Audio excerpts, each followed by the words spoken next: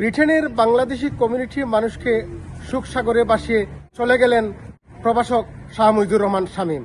আমি শাহ মুজিবুর রহমান শামীম ভাইয়ের মামাতো ভাই। আপনারা সবার কাছে দোয়া চাইলাম এবং ভাইয়ের পক্ষ থেকে মাফ চাইলাম।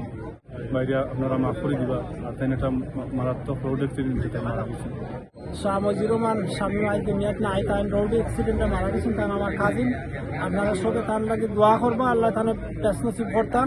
আমরা বন্ধু বড় সকাল চিরে চলে গেছেন, শেষ বিদায় আজকে তানের দাম সবার গেছে মাফ চাইয়ার আমার বন্ধু হিসাবে। বৃহস্পতিবার ইস্ট লন্ডন মসজিদে নামাজে জানাজা শেষে তাকে গার্ডেন অফিসে সমাহিত করা হয়। খুবই অমায়িক ভদ্রলোক ছিলেন।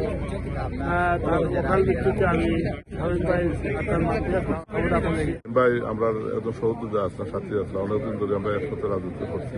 আমরা তার রুহের মাফরাত কামনা করলাম। আমাদের অতি আপনজন, অতি প্রিয় ব্যক্তি ছিলেন।